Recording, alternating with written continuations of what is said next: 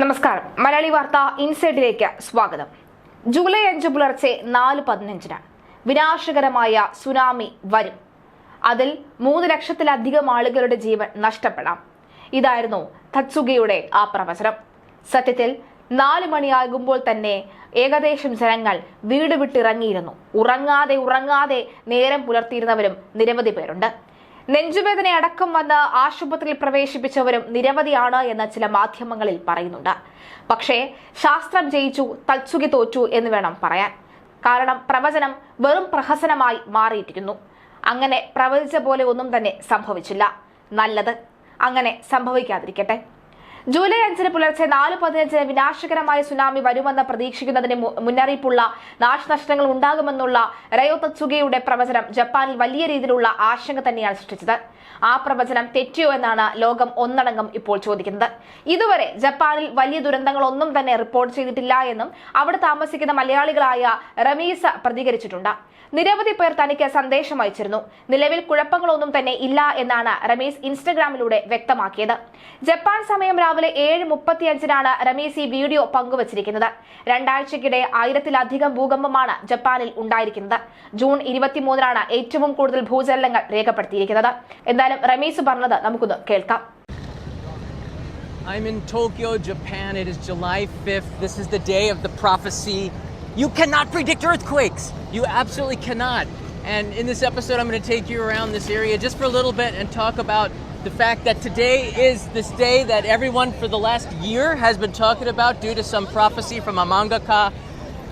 All right, I understand there's been 1,000 earthquakes or so out in Kagoshima, and they've evacuated the island, and the news is saying that there's magma underneath the island and the tectonic plates are shifting. That's way over there. We're in Tokyo today, and look, it's scared tourists away from Japan for the last couple of months, in particular from the neighboring countries where superstitions and uranaishi, which are fortune tellers, have been telling people better safe than sorry. FAFO. Look, I'm here in Japan. I'm not leaving. I've been here. I've been through the last big earthquake and tsunami.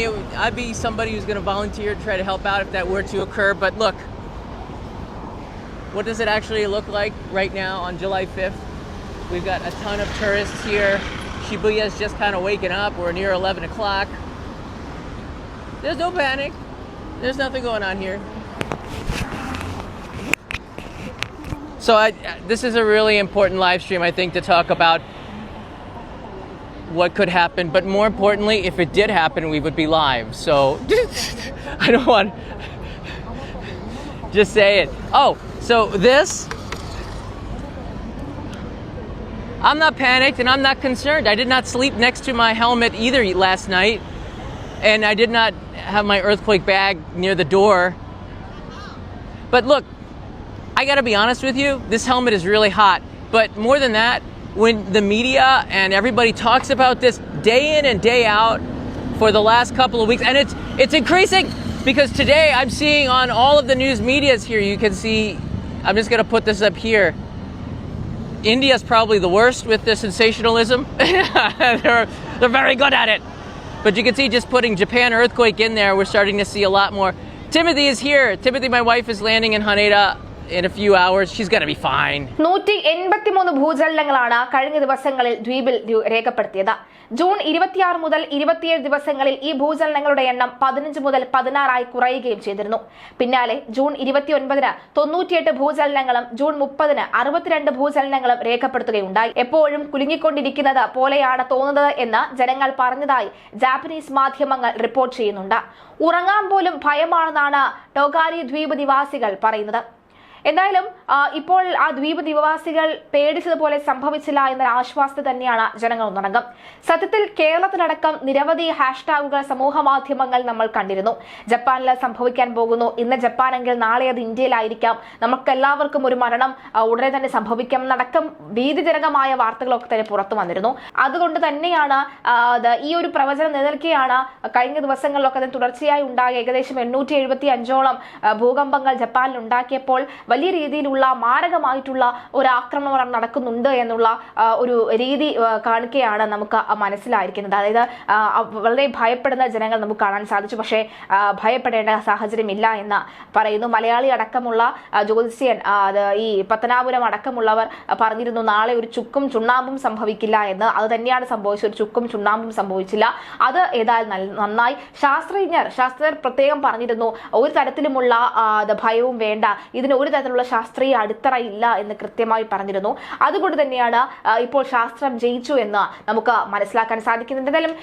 എന്തായാലും Illustrator ആയ റയോ 1999 പ്രസിദ്ധീകരിച്ച the future ഐസോ എന്ന പുസ്തകമാണ് ജപ്പാൻകാരുടെ ആദിക്ക് കാരണമായി മാറിയത്. Japanese ബാബ Vanga എന്നാണ് റയോ ജനങ്ങൾ വിളിക്കാറുള്ളത്. എന്തായാലും ഈ ബാബ വാങ്കയെ തൽക്കാലം നാട് കടത്താൻ തീരുമാനിച്ചിരിക്കുന്നു എന്നടക്കമുള്ള കാര്യങ്ങളൊക്കെ തന്നെ പറയുന്നുണ്ട്. അതായത് അതിനുശേഷം ആദ്യത്തെ ബാബ വാങ്കയല്ല നിലവിലുള്ളത്. അവരെന്തിനാണ് ഇങ്ങനെ മനുഷ്യന്മാരെ പേടിപ്പിക്കുന്ന അടക്കമുള്ള കാര്യവും ഒക്കെ തന്നെ വന്നിട്ടുണ്ട്. എന്തായാലും ഒന്നും സംഭവിച്ചിട്ടില്ല എന്നൊരു ആശ്വാസമാണ്. മലയാളികൾ കൃത്യമായി അവിടെ ഉണ്ടല്ലോ. ചന്ദ്രനിൽ പോയാലും മലയാളി ഒരു ചായക്കട ഉണ്ടാകുമെന്ന് പറയുന്നത് പോലെ തന്നെ ജപ്പാനിൽ മലയാളികൾ നിരവധി ആളുകളുണ്ട്. ഇപ്പോൾ രാവിലെ ഏകദേശം ഈ 4:15 കഴിഞ്ഞ മണിക്കൂറുകൾ പിന്നിടുമ്പോൾ അവിടെ ഒന്നും തന്നെ സംഭവിച്ചിട്ടില്ല എന്ന ആശ്വാസം തന്നെയാണ് മലയാളികൾ അടക്കമുള്ളവരും പങ്കുവച്ചിരിക്കുന്നത്. പക്ഷേ ഈ ഒരു ഭയം കാരണം നാട് വിട്ടു പോയ നിരവധി ആളുകളുണ്ട്. ആ നാട് വിട്ടു പോയവർ തിരിച്ച് നാട്ടിലേക്ക് മടങ്ങി വരുന്ന കാഴ്ചയാണ് ഇപ്പോൾ കാണാൻ സാധിക്കുന്നത്. അതേസമയം മിന്നൽ പ്രളയത്തിൽ ടെക്സാസിൽ 13 മരണം സംഭവിച്ചിരിക്കുന്നു. ഇനി പ്രവചനം ഒന്ന് സ്ഥലം മാറിപ്പോയോ എന്ന ചോദ്യമൊക്കെ തന്നെ ഉണ്ടാകുന്നുണ്ട്. ഗ്വാഡലൂപ്പ് നദിയാണ് ജലനിരപ്പ് ഉയർന്നത്. 23 പേരെ പ്രളയത്തിൽ കാണാതെയായി. അപ്രതീക്ഷിതമായി 30 അടിയോളം ജലനിരപ്പ് ഉയരുകയും ഉണ്ടായി. രക്ഷാപ്രവർത്തനം തുടരുകയാണ്. തീർത്തും അപ്രതീക്ഷിത ദുരന്തമാണ് ഉണ്ടായത്. പ്രളയത്തിൽ കാറുകളും മറ്റും ഒഴുകി പോവുകയും ചെയ്തു. പെൺകുട്ടികളുടെ സമ്മർ ക്യാമ്പ് ഇവിടെ നടക്കുകയായിരുന്നു. ഇതിനിടയിലാണ് അപ്രതീക്ഷിത ദുരന്തം ഉണ്ടായത്. അതുകൊണ്ട് തന്നെ അപകടത്തിൽപ്പെട്ടവരിൽ ഏറെയും പെൺകുട്ടികളാണ്. കൂടുതൽ രക്ഷാപ്രവർത്തകരെ എത്തിച്ച തെരച്ചിൽ ഊർജിതമാക്കാനാണ് ശ്രമം. വെള്ളിയാഴ്ച ടെക്സാസിലെ ഗ്വാഡലൂപ്പ് നദിയിൽ വെള്ളപ്പൊക്കം ഉണ്ടാവുകയായിരുന്നു. പെൺകുട്ടികൾ മാത്രമുള്ള ക്യാമ്പിലെ ഒറ്റപ്പെട്ടുപോയ അംഗങ്ങൾ ഇതോടെ ഒറ്റപ്പെടുകയായിരുന്നു. 1987 ഉണ്ടായത് സമാനമായ ഒരു വെള്ളപ്പൊക്കം സമാനമായ ക്യാമ്പിൽ പങ്കെടുത്ത 10 പേരുടെ ജീവൻ എടുത്തിരുന്നു.